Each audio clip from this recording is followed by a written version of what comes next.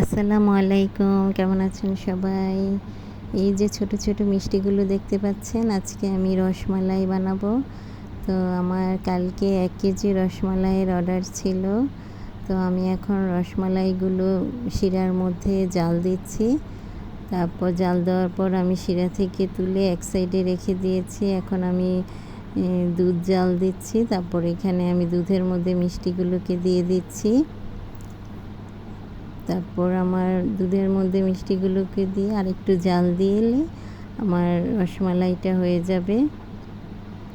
এই তো আমি কিছুক্ষণ জাল দিচ্ছি, তারপর আমার রসমালাইটা হয়ে গেছে। এখন আমি ডেলিভারির জন্য এগুলো রেডি করছি। দেখেন আমার মালাইটাও কত সুন্দর হয়েছে, ঘন হয়েছে।